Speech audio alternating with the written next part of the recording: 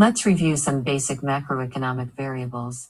Macroeconomics uses many terms that are common words, but have more specific meanings in macroeconomics, such as investment and capital. Macroeconomics is also studied through econometric models, which depend on key macroeconomic variables. Producing goods and services requires capital, and economic growth depends on the investment of capital. When a business owner talks about requiring capital, she usually means money. But economists define capital as the real estate and equipment, such as a factory and everything that it contains, required to produce products and services. The amount of such capital within an economy is the capital stock. Capital stock increases with investment, but decreases with time, in the form of depreciation, since most capital must be replaced eventually. The term investment is also used differently in economics.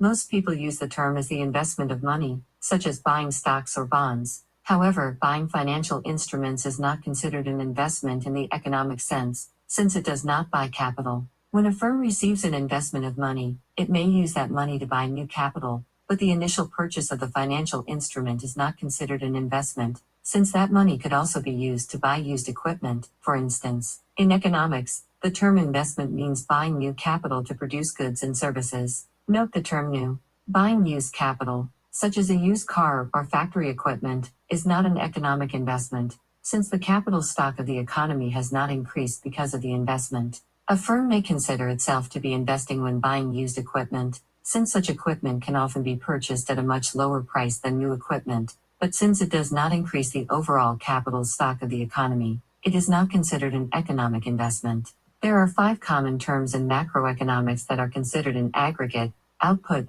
gross domestic product, GDP, production, income, and expenditures. Economic output is the aggregate output of goods and services by an economy, which is also how GDP and production are defined. If a country has no foreign trade, then its aggregate income, the total income received by all its people, must equal total aggregate expenditures, the total amount spent on goods and services. Aggregate income equals aggregate expenditures. This is true because one's expense is another's income. Because all countries have some foreign trade, the aggregate income will differ from the aggregate expenditure, and both will differ from gross domestic product or GDP. If aggregate income is greater, then the economy is running a trading surplus. If aggregate expenditure is greater, then the economy is running a trading deficit.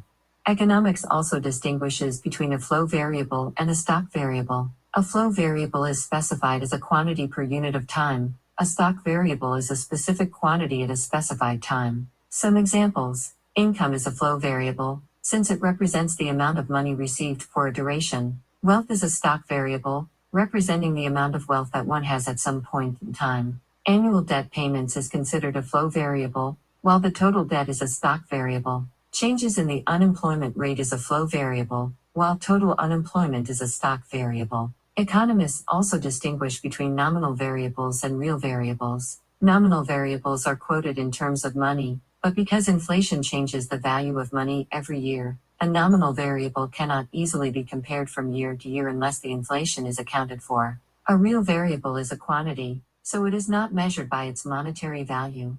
For instance, the number of unemployed people is a real variable, so it can easily be compared with previous years. However, economists will often want to know what the real growth rate was, compared to the nominal growth rate, because the real growth rate measures only economic growth, while the nominal growth rate includes a significant component of inflation, which is unrelated to economic growth. A classic example is the distinction between nominal GDP and real GDP. Nominal GDP is simply the gross domestic product in terms of the current value of the domestic currency. Because the GDP is only measured in monetary terms, measuring real GDP depends on selecting a base year where the GDP for other years will be expressed in the value of the currency in the base year. Because inflation is usually positive, real GDP is less than the nominal GDP after the base year, but higher before the base year. In the base year, the nominal GDP will equal the real GDP by definition. Can you remember the common macroeconomic variables? Do you remember the difference between nominal value and real value? Understanding the basic concepts in macroeconomics helps you move forward in this subject. Aim to acquire the skill of using these variables in creating alternative economic policies in the macro scale. Check out the discussion on economic growth models.